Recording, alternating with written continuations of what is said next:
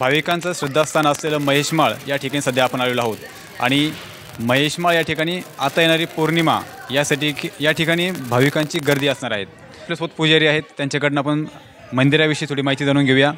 गुरुजी, जय जगदंब। जय गिरिजा जगदम जगदम जगदम गिरिजा जगदम सर्वमंगल मांगल्य शिवी सर्वार्थ साधिके शरण्ये त्र्यंबके गौरी नारायण नमस्तुते आदि शक्तिरूपेण सुता नमस्तस्यै नमस्तस्यै नमो नमः।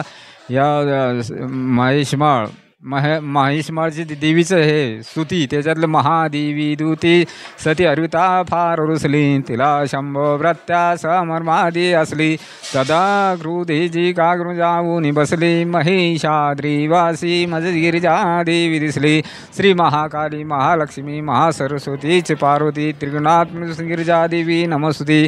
अशा या आदिशक्ती आदिमाया आदिकुलस्वामिनी गिरिजा मातेच्या चरणी नमस्कार साष्टांग दंडवत घालून आपण जे माहिती विचारणार आहे ती मी सांगतो। सर्वप्रथम गुरुजी आम्हाला सांगा की आता ही पौर्णिमा जी येणार आहेत त्या पौर्णिमेच्या औचित्याने आणि भक्तांचं श्रद्धास्थान असलेलं हे महेशमाळ ठिकाण आहेत, थोडी आम्हाला आख्यायिका सांगा। जुनी आख्यायिका देवीची काय असणार आहे आणि काय आहे थोडक्यात? तर जुनी आख्यायिका म्हणजे अशी आहे, हे मूळ पार्वतीचं रूप आहे देवी। हे जेवळ शिवपार्वती काशीमध्ये काशीखंड हे जे सारेपाठ खेळत होता त्यावेळेस ते महादेव हारले आणि त्या हारल्यानंतर ह्या पर्वतावर येऊन बसले। तर त्यानंतर ते देवीला नारदांनी मग ते शोध घेण्याचा प्रयत्न केला। नारदांनी सांगितलं की बाबा महादेव अशा अशा महेश्वर मौळी ह्या पर्वतावर जाऊन बसलेले तपश्चर्यासाठी, आपण जाऊन तिथून शोध करून आणा। खरे म्हणजे आधी माया जे शक्तीला हे सर्व माहिती होतं, परंतु हे जे आपल्या खालील जे संसारी लोकांना ग्रस्ती लोकांना जसा पती कसा रुसून जातो आणि त्यांना कशी समजून आणायची असे त्याच्यातलं थोडासा हेतू वाटतो।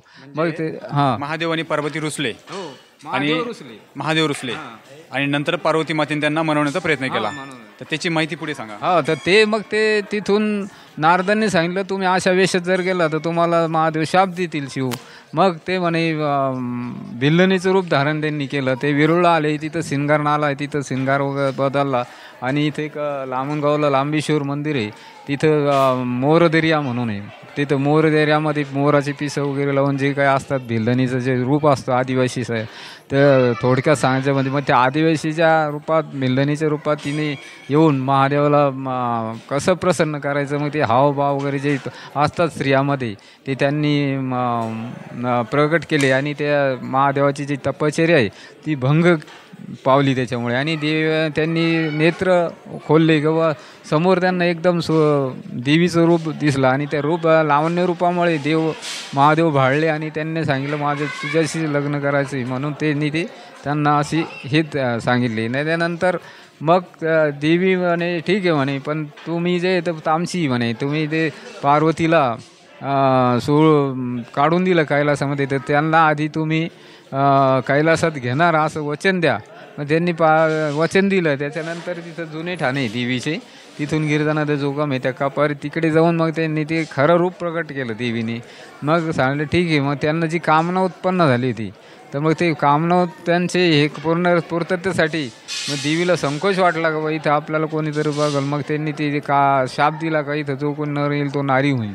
मग ते वेरूळचे येल राजा आहे ते शिकारीसाठी आल्यामुळे ते इथं नारी रूप झाले आणि त्या येल राजावरूनच येरूळचं नाव पडलेलं आहे आणि ते आल्यानंतर त्यांचा आशु आणि ते नारी रूप झाले आणि मग त्यांना नारी रूप झाल्यामुळे त्यांनी ती इथं सेवा केली देवीची वगैरे असं तिच्यात दिलेले वेरूळ महात्म्यामध्ये आणि काशीखंडामध्ये माहिती। नंतर त्यांना इथं एक औदुंबर तीर्थ आहे, तिथं त्यांना स्नान केल्यानंतर पुरुष होतं प्राप्त झालं, त्यांच्या नावाने येलगंगा इथून ती वेरूळून पुढे जाते, ती गोदावरीला मिळते आणि तिथं देवीने तिथं त्यांना थांबले त्यावेळेस त्यांना तिथं पाणी म्हणजे ती व्यवस्था म्हणून त्यांनी तीर्थ उत्पन्न केलं, तिथं गिरजा तीर्थ असं त्या त्यांच्या नावाने तिथून गिरजा जोगम पावली। मग देवी तिथं गुप्त झाली, महादेव घृष्णेश्वरला गेले, परंतु जे शाप दिला होता का बा समजा जे कोणी नर येईल तर मग याला उशाप मागितला देवीने, पण दर्शनाला येणार नाही।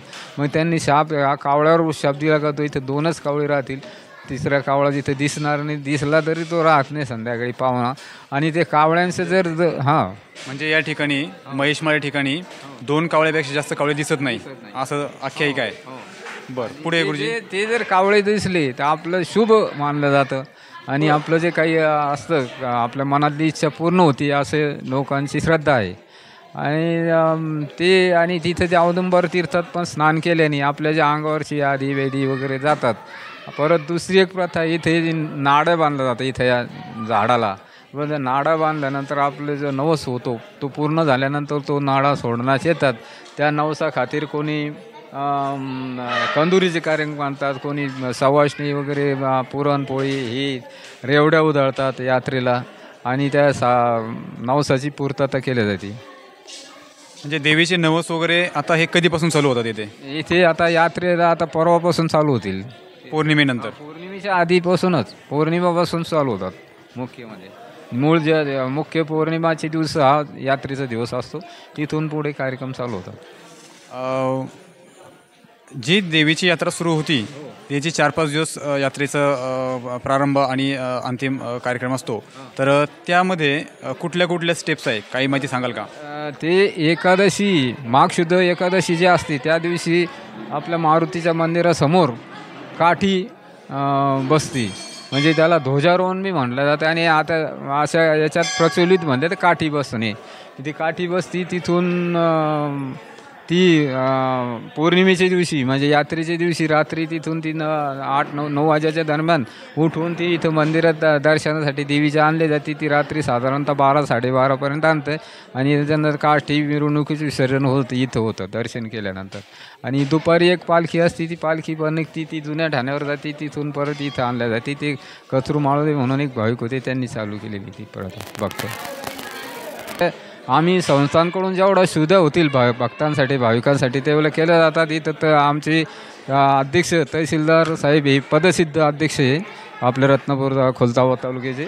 तर ते असल्यामुळे आणि आपले जे पोलीस PSI PI वगैरे आपले खुलताबाद पोलीस स्टेशन हे पण फार सहकार्य चांगला बंदोबस्त करतात.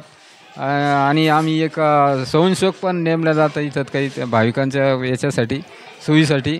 आणि लाईट वगैरे याची पाण्याची पिण्याची व्यवस्था वगैरे ही काही आम्ही पण करतो आणि ग्रामपंचायत पण करते देखभाल आणि इथं जे भाविक भक्त येतात ते सहसा इथं फार बंदोबस्त असल्यामुळे काही सहसा अशा काही घटना घडत नाही. आणि पोलीस फार सहकार्य असतात, डॉक्टर दवाखाना पण असतात, आरोग्य विभाग, मिलिटरीचे ते MSCB वाले वगैरे ते असतात. कारण आमचे अध्यक्ष तहसील असल्यामुळे सर्व यंत्रणा इथं सज्ज असते. ज्या मंदिराचं हे जे महाराष्ट्र टुडे आहे यांनी येऊन मागच्या वर्षी येऊन माहिती घेऊन जे प्रसिद्ध केली त्याच्याबद्दल आणि ह्यावर्षी पण येऊन जे माहिती घेतलेली त्याबद्दल मी त्यांचे आभार मानतो. आणि असे सहकार्य त्यांनी पुढे चालू ठेवावं हीच हे